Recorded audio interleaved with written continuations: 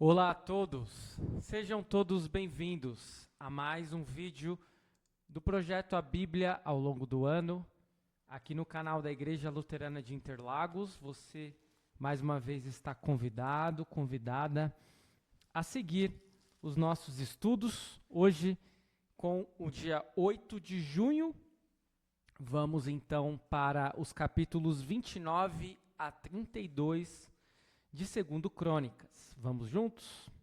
Iniciando pelos capítulos, vamos aos destaques do capítulo 29.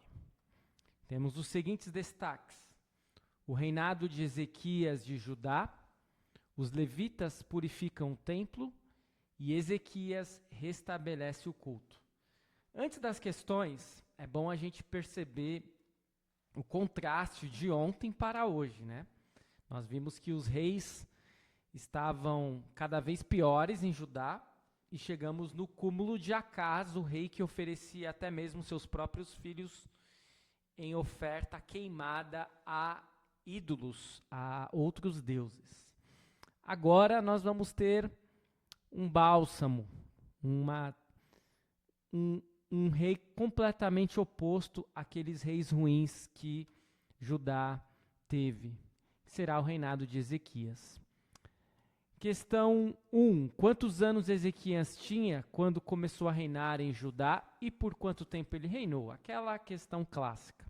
Segundo Crônicas 29, versículo 1, nos responde: Ezequias tinha 25 anos de idade quando começou a reinar e reinou 29 anos em Jerusalém. Então, foi dos 25 até os 54 anos. De modo geral, como foi o reinado de Ezequias? Temos a resposta em 2 Crônicas 29, 2 a 3, mas é claro que nos próximos capítulos nós teremos essa visão de uma forma mais aprofundada. Diz lá: Ezequias fez o que era reto aos olhos do Senhor, segundo tudo que Davi seu pai havia feito, e no primeiro ano do seu reinado, no primeiro mês, abriu os portões da casa do Senhor e os reparou. Então Ezequias vai ser um dos bons reis de Judá. Questão 3. Para Ezequias, a ira do Senhor contra o povo era legítima? Sim, conforme temos em 2 Crônicas 26, 6 a 9. Porque nossos pais, isso é fala de Ezequias, foram infiéis e fizeram o que era mal aos olhos do Senhor nosso Deus e o abandonaram. Desviaram o seu rosto do tabernáculo do Senhor e lhe viraram as costas. Também fecharam os portões do pórtico, apagaram as lâmpadas, não queimaram incenso, nem ofereceram holocaustos no santuário ao Deus de Israel. Por isso a ira do Senhor veio sobre Judá e Jerusalém, e ele os transformou em objeto de espanto, de horror e de vaias, como vocês estão vendo com seus próprios olhos. Porque eis que os nossos pais caíram à espada, e por isso os nossos filhos, as nossas filhas e as nossas mulheres foram para o cativeiro. Então nós percebemos aí como que Ezequias tinha uma clareza, né? Por que o povo tinha padecido e sofrido tanto? Por sua própria culpa, por terem se afastado de Deus. Questão 4, o que Ezequias propõe para alterar este quadro? Temos a resposta em 2 Crônicas 29, versículo 10, que diz: Agora estou resolvido a fazer uma aliança com o Senhor, Deus de Israel, para que o furor da sua ira se afaste de nós. A proposta de Ezequias era fazer uma aliança com o Senhor. Questão 5, ao seguir as recomendações de Ezequias, o que os levitas fizeram? Porque em todo esse discurso, Ezequias vai estar conversando com os levitas. E eles deveriam tomar algumas providências. Vamos ver que providências são essas? Segundo Crônicas 29, 18 e 19, nos diz: Então foram falar com o rei Ezequias no palácio e disseram: Já purificamos toda a casa do Senhor, bem como o altar do holocausto, com todos os seus utensílios e a mesa da proposição com todos os seus objetos. Também todos os objetos que o rei Acaz, em sua infidelidade, jogou fora durante o seu reinado. Nós já preparamos e santificamos, e eis que estão diante do altar do Senhor. E aí nós percebemos então que a principal preocupação de Ezequias foi restaurar o templo a seu uso adequado. E Acas, o pai dele, havia destruído os objetos e fechado o templo. Então era um momento da reconstrução, da restauração. Questão 6, no restabelecimento do culto após os sacrifícios oferecidos a Deus, o que ocorre? Temos a resposta em 2 Crônicas 29, 28 a 31, onde nós lemos: Toda a congregação se prostrou quando se entoava o cântico e as trombetas soavam, tudo isto até findar-se o holocausto. Depois que eles terminaram de oferecer o sacrifício, o rei e todos os que estavam com ele se prostraram e adoraram. Então o rei Ezequias e os chefes ordenaram aos levitas que louvassem o Senhor com as palavras de Davi e de Asaf, o vidente. Eles o fizeram com alegria e se inclinaram e adoraram. Ezequias tomou a palavra e disse: Agora vocês se consagraram ao Senhor. Venham e tragam sacrifícios e ofertas de ação de graças à casa do Senhor. Então eles vão se prostrar e adorar e se alegrar com o Senhor. Questão 7 e última questão neste primeiro capítulo de hoje, o capítulo 29. Qual foi o número de holocaustos oferecidos ao Senhor? Temos a resposta mais precisa em 2 Crônicas 29, 32 a 35, onde nós lemos: O número dos holocaustos que a congregação trouxe foi de 70 bois, 100 carneiros e 200 cordeiros. Tudo isto em holocausto para o Senhor. Também foram consagrados 600 bois e 3.000 ovelhas. Os sacerdotes, porém, eram muito poucos e não conseguiam tirar a pele de todos os holocaustos. Por isso, seus irmãos, os levitas, os ajudaram, até findar-se a obra, e até que os outros sacerdotes se santificaram, porque os levitas foram mais retos de coração para se santificarem do que os sacerdotes. Além dos holocaustos em abundância, houve também a gordura das ofertas pacíficas e as libações para os holocaustos. Assim se restabeleceu o ministério da casa do Senhor. Quando o prédio estava pronto, o rei, os sacerdotes e o povo também foram purificados do pecado pela oferta de sacrifícios. Este é o primeiro capítulo de hoje. Vamos então ao capítulo 30, onde nós temos como principal destaque a celebração da Páscoa. Questão 8 diz o seguinte: por que não foi possível celebrar a Páscoa no devido tempo? Temos a resposta em 2 Crônicas 30, versículos 2 a 4, onde nós lemos: Porque o rei, os seus príncipes e toda a congregação em Jerusalém tinham concordado em celebrar a Páscoa no 2º mês. Não puderam celebrá-la no devido tempo, porque não se tinham santificado os sacerdotes em número suficiente, e o povo ainda não se havia reunido em Jerusalém. E isto foi aprovado pelo rei e por toda a congregação. Pode nos soar meio estranho, né?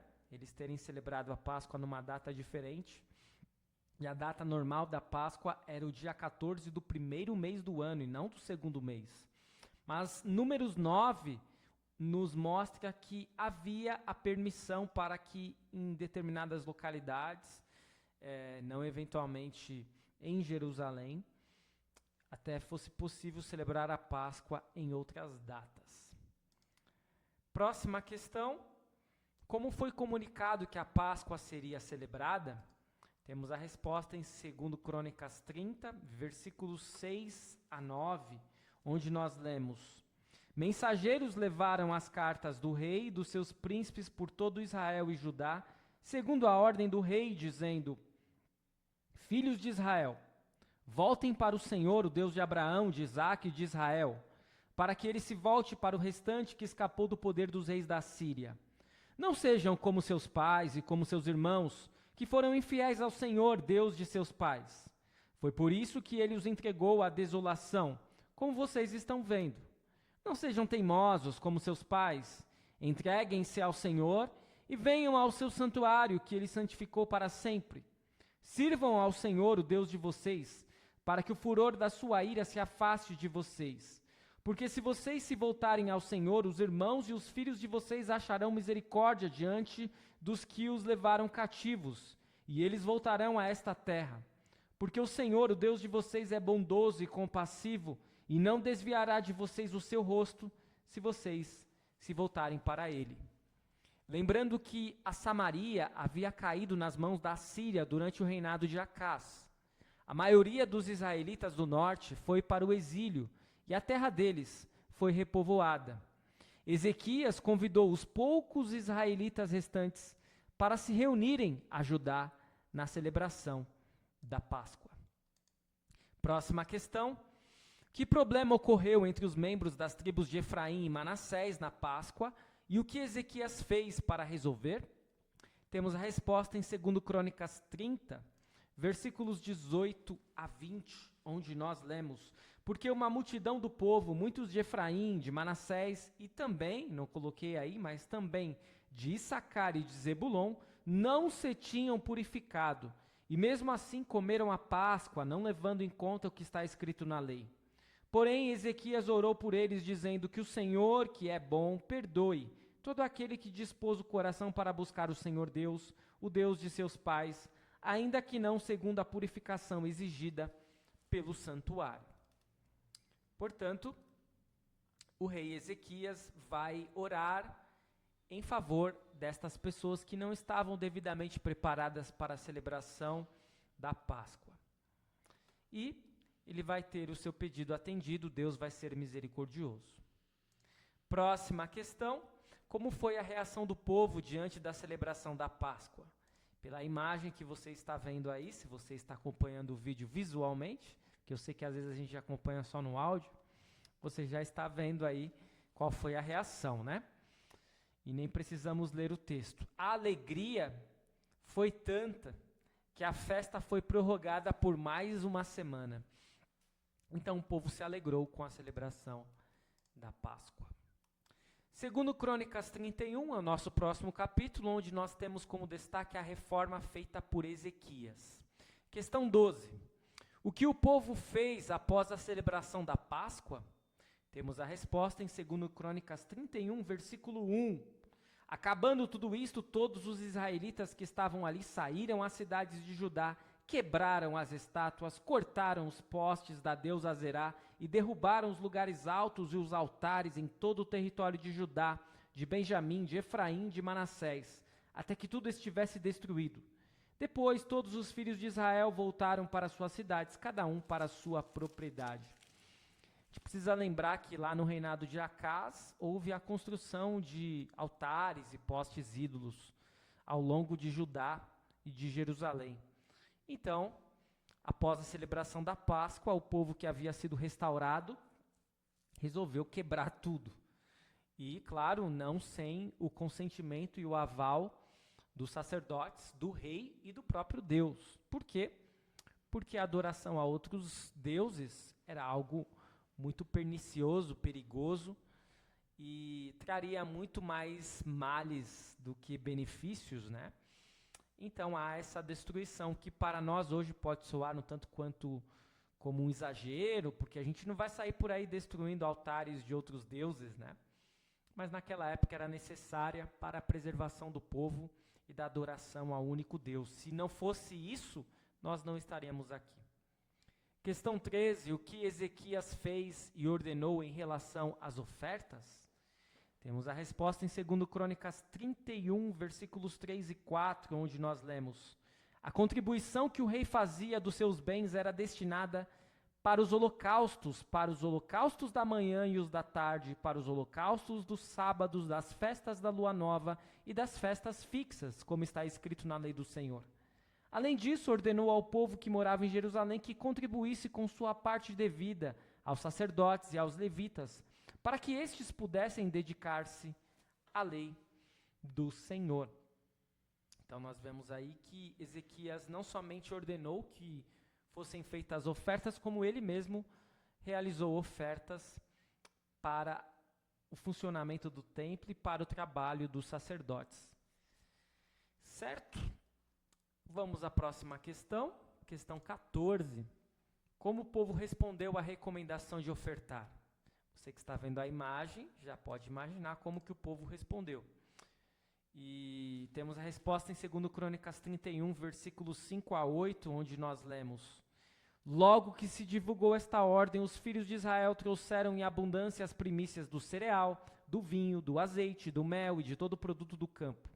Trouxeram também em abundância os dízimos de tudo. Os filhos de Israel e de Judá, que moravam nas cidades de Judá, também trouxeram dízimos das vacas e das ovelhas, e dízimos das coisas que foram consagradas ao Senhor seu Deus, e fizeram montões e montões. No terceiro mês começaram a fazer os primeiros montões, e no sétimo mês acabaram. Quando Ezequias e os príncipes chegaram e viram aqueles montões, bendisseram o Senhor e o seu povo de Israel. E assim todos ficaram surpresos com o volume das ofertas para os sacerdotes e dos dízimos para os levitas.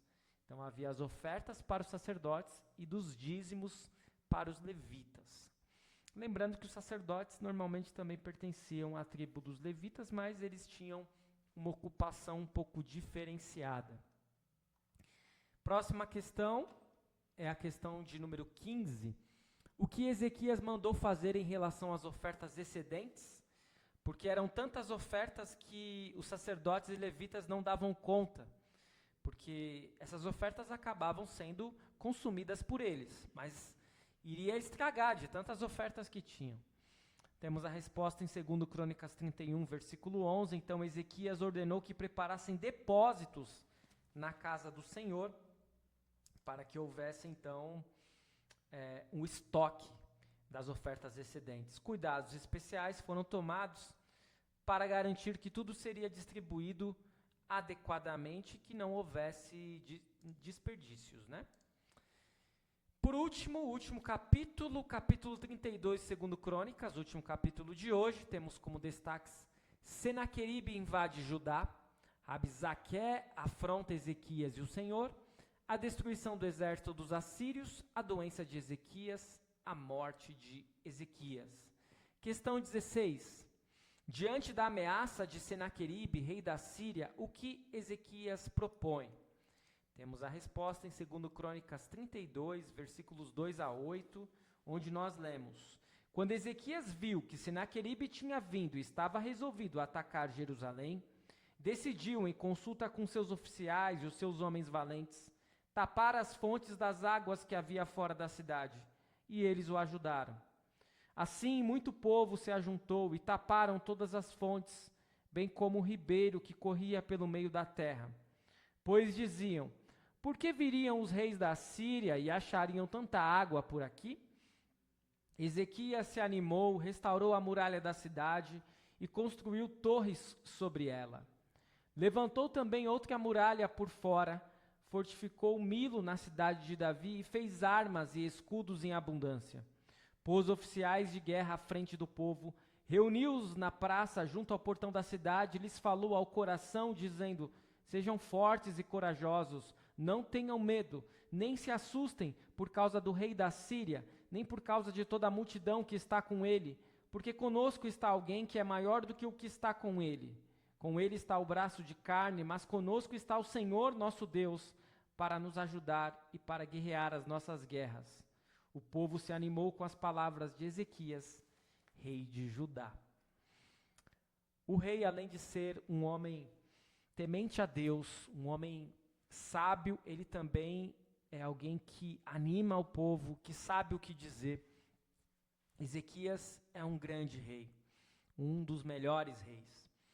E diante da ameaça de Senaqueribe, ele vai cortar o acesso que estes exércitos do rei da Síria poderiam ter sobre as águas. E claro, se eles estavam sitiando a cidade, como nessa imagem que você está vendo, eles precisavam de água.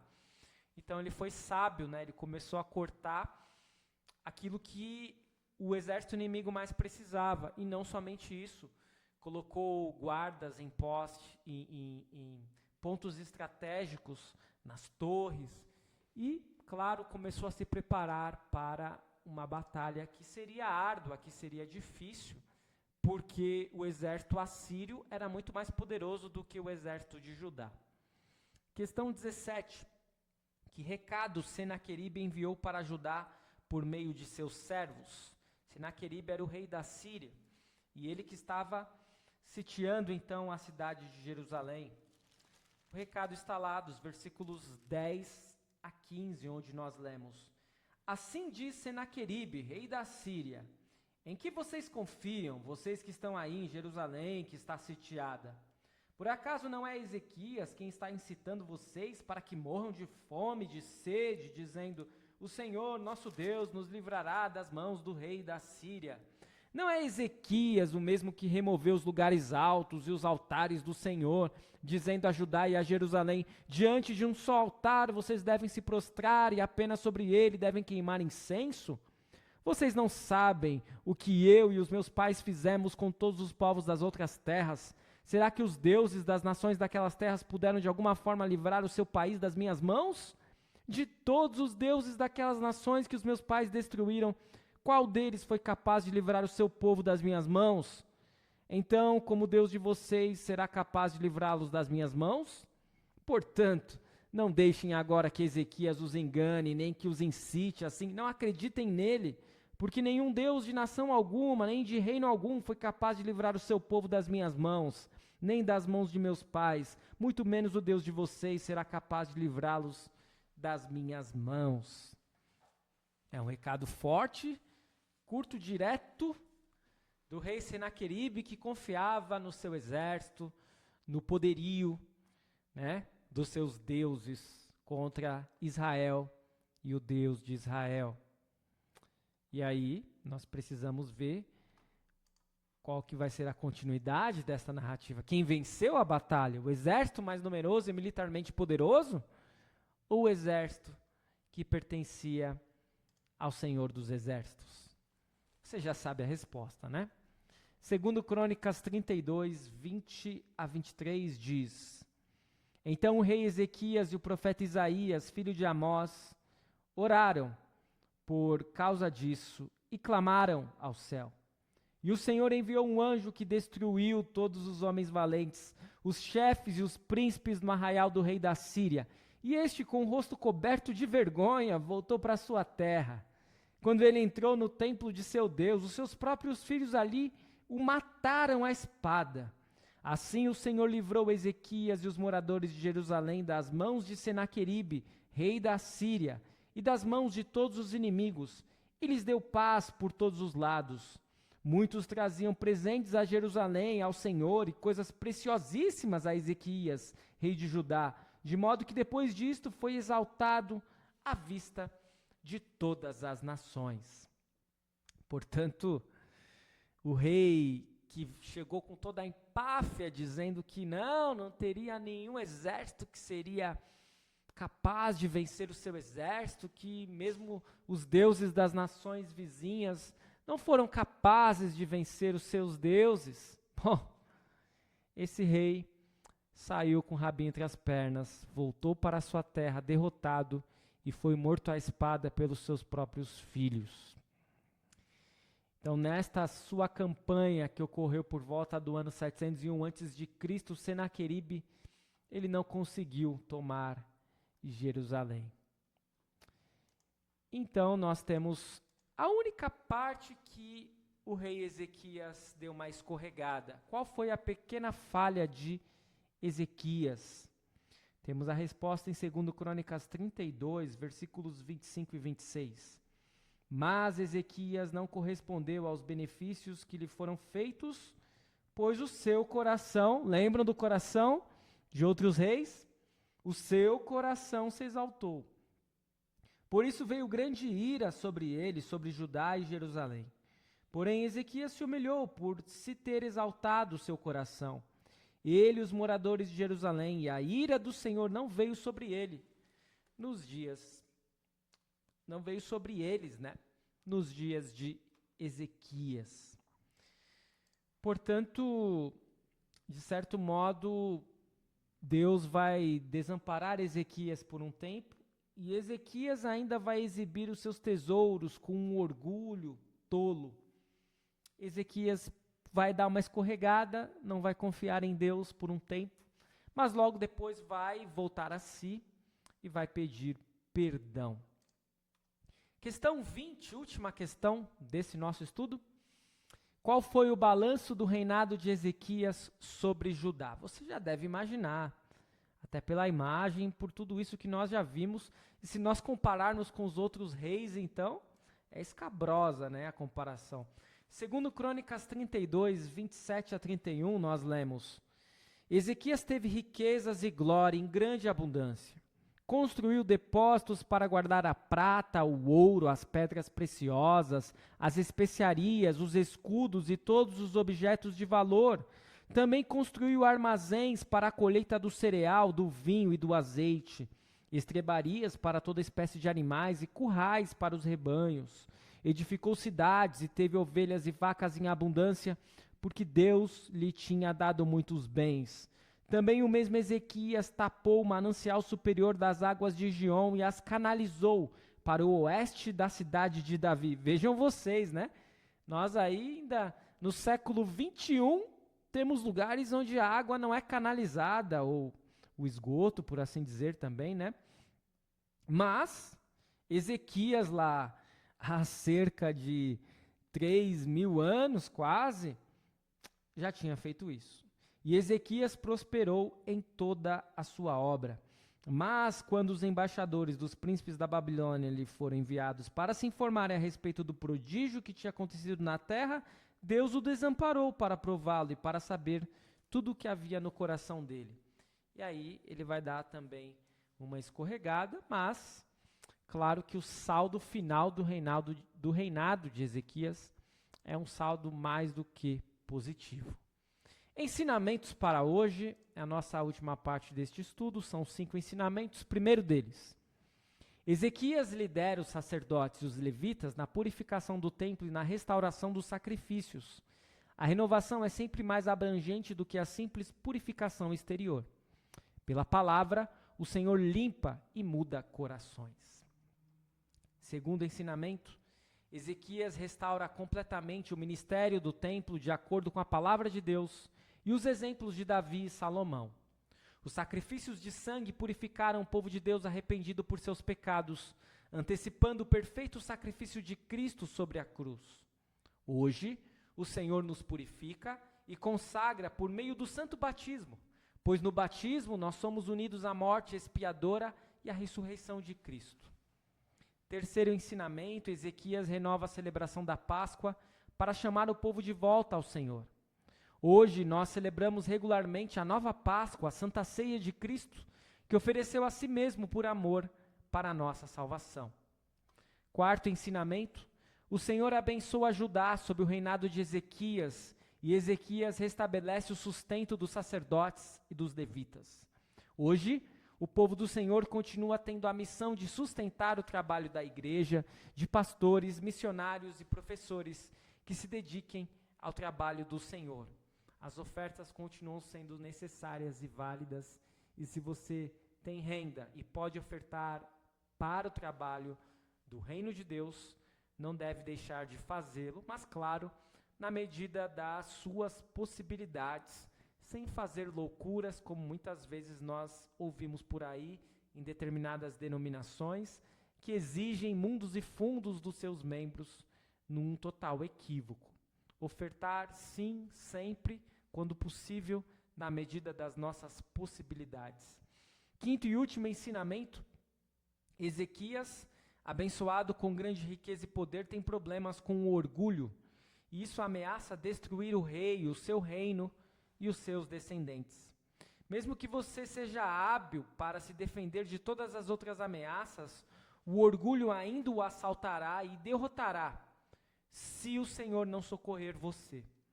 Assim como Ezequias, precisamos nos prostrar diante de Deus e pedir perdão. Precisamos reconhecer também o sucesso quando vier, como sinal da bondade divina. Ainda sobre as ofertas, é bom sempre nós lembrarmos que nós devemos ofertar na medida das nossas possibilidades, mas também sermos generosos, né?